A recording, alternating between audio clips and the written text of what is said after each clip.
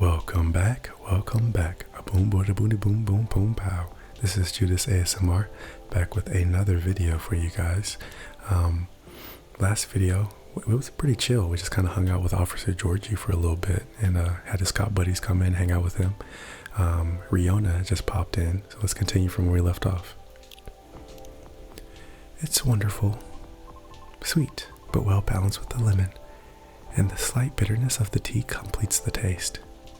Thank you. You're so very welcome. By the way, you just missed Officer Georgie by a few seconds. Is that so? How is he? He's been thinking about what you said quite a bit, actually. Oh, he's currently dealing with plenty of clues he isn't used to. That's why he's hard at work at the moment. I see. Bad traffic aside, how are you?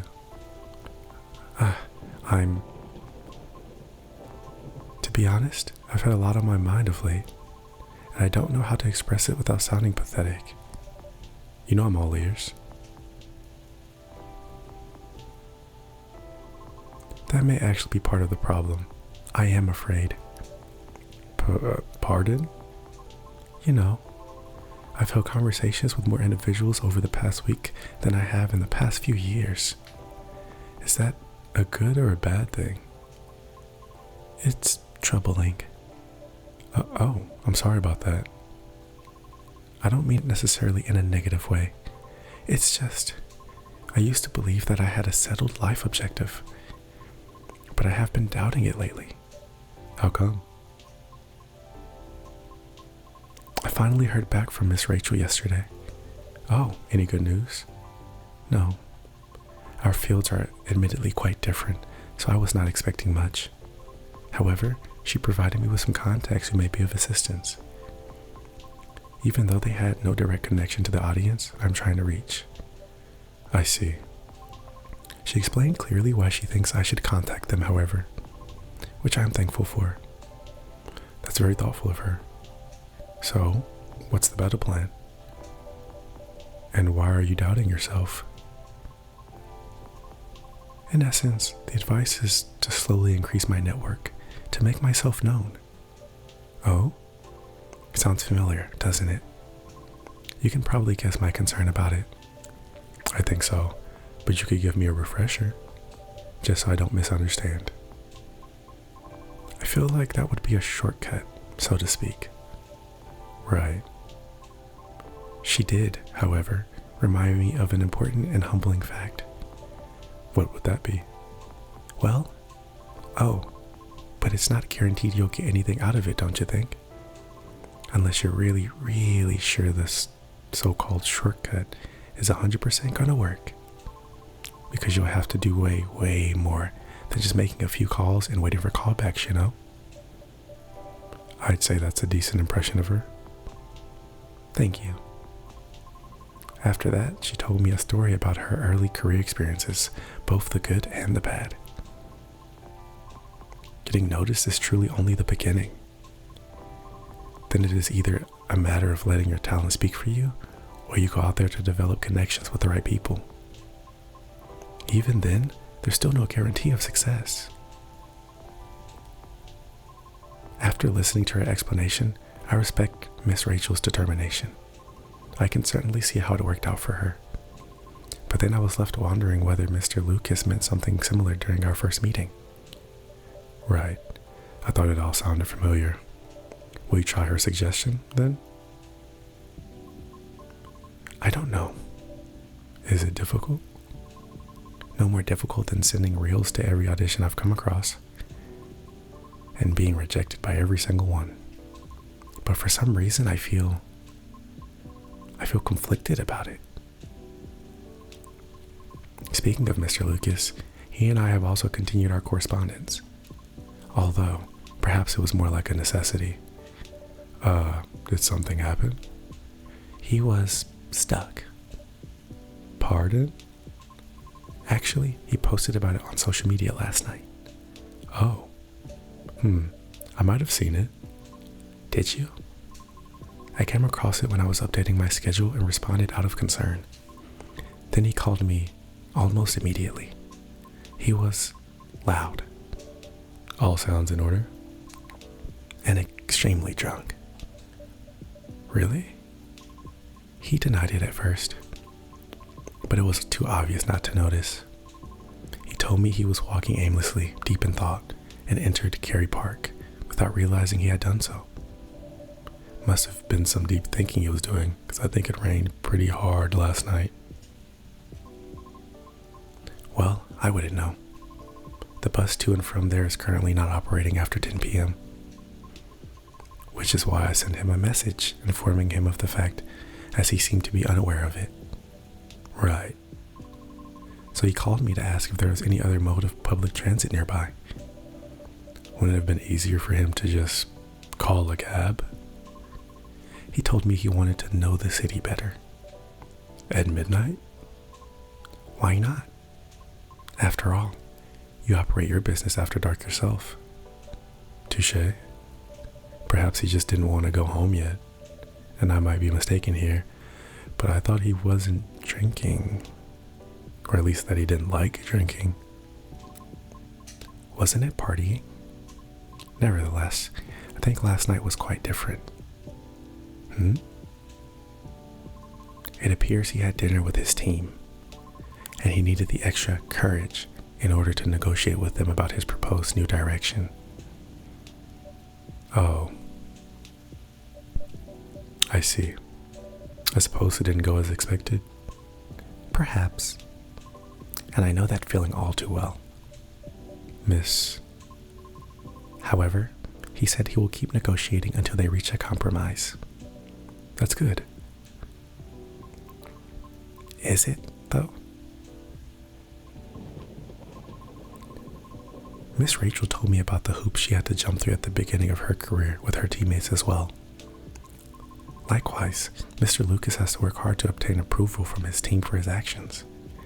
How can they still be so positive? What do you mean? I just cannot picture myself convincing others to give me a chance like that. I almost wanted to ask, why do we have to be at the mercy of others in order to succeed or fail? Can't talent speak for itself? But if I truly believe that, with the number of rejections I have received so far, I should have stopped a long time ago, shouldn't I? Right, that's why it doesn't work that way. What do you mean? To let talent speak for itself, we would all have to have the same standards. I see what you mean. Art would cease to be art if it were standardized, wouldn't it? However, doesn't that imply that everything still depends on the whims of the individual judging you at the moment? How does someone like Miss Rachel or Mr. Lucas manage to be fine with that? Perhaps because they don't see it as the be-all and end-all?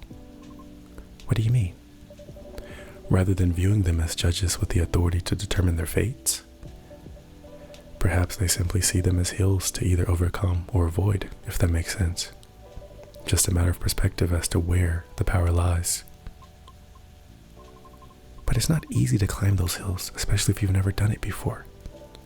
Therefore, it's good to try and find out what works for you, or ask for guidance, or assistance even.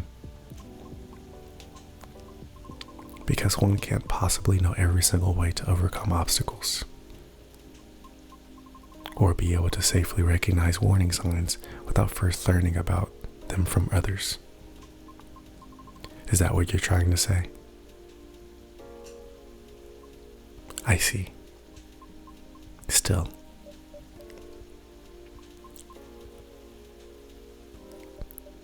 Miss Riona? Yes.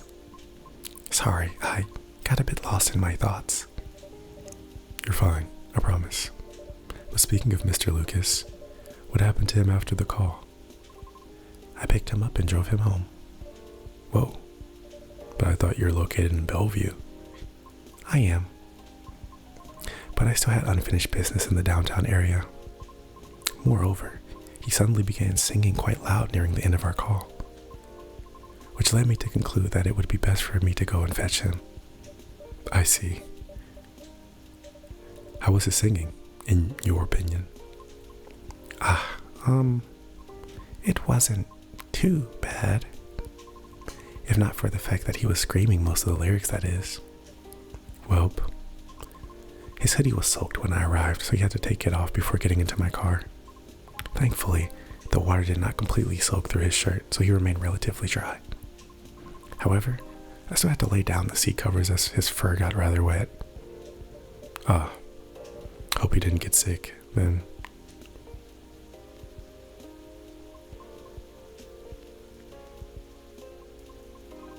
I should go now. Alright, will you be okay? I have a lot to think about. Thank you for being patient with my concerns, Charles. No problem at all, anytime.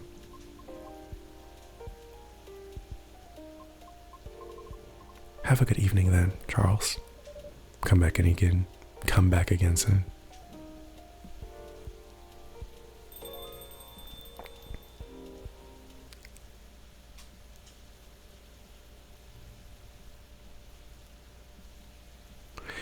Very cool, very cool. That was a neat little episode.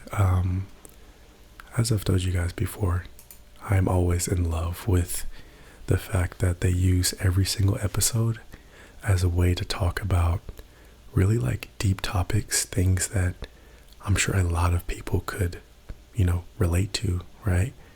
Like we've hit so many important topics and things that they've talked about throughout this game, including like, keep in mind, this is the second game. There was a game that came before this one. So imagine some of the amazing things that they talked about in that one. I may possibly play through that one again on the channel. But I really like this whole topic that they went for. I think it's really, really easy for people to feel like they are struggling, right? People feel like they're struggling, to feel like they don't know where to go, to feel like they, because their life did not go exactly as they planned it, that there's nothing left for them, right? And I think that's one of the hardest things to learn, like as you kind of grow and you learn and you go through life, is that things very rarely are going to go perfectly to plan A. Things are very rarely going to go perfectly to plan B or C or D or E. Because sadly, that's just not how life works most of the time. I think even just as individuals, we change so much. We go through so many different versions of ourselves. I'm 25 years old, and I do think that I have kind of settled more into my personality, but I'm sure, me right now versus me in 5 years, there's going to be some differences. Like we're not going to be one-to-one exact copies of each other. And I think that's a great thing. Obviously, yes, sometimes that change can be for the worse, but, I like to believe the best in people, and I like to give people the benefit of the doubt that sometimes our changes are not always necessarily good or bad. Sometimes it is a result to the things that we went through, or a reaction to how the trajectory of our life at the moment.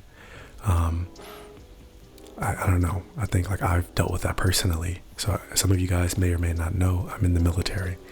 I never wanted to be in the military. So what happened is I was working a bunch of dead-end factory jobs, things that sucked, that I did not like. And it was just this feeling at one point where I saw all these older gentlemen working this really, really crappy, like on your feet, running around.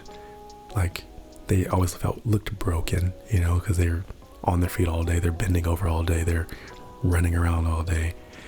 And like, I thought to myself, like, I don't want to do that forever, right? I don't want my body to start breaking down for me to be able to live happily and like make money, And like if you do work a warehouse job where you're running around all day and bending your back, this is not to diss you in any way.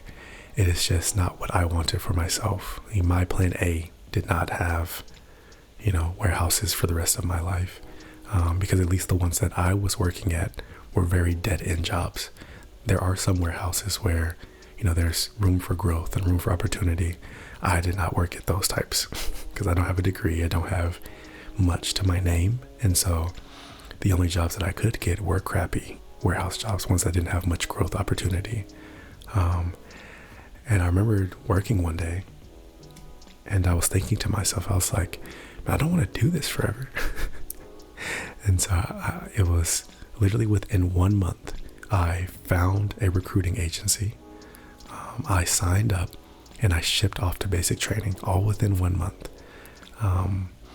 This was not something I wanted to do. It was not something that I saw in my future, but mentally, I can't say 100% that it's been super positive, but financially, I can say that it has been something super good for me. Financially, it's opened a lot of doors for me. It's given me more opportunities. And so, you guys out there, you have to be careful with getting a little too stuck on plan A, because there could be a plan B or a plan C right around the corner that could pay in dividends. So yeah, that's all I got to say about this episode. Thank you all for watching, and I'm going to see you next time. This has been Judas ASMR.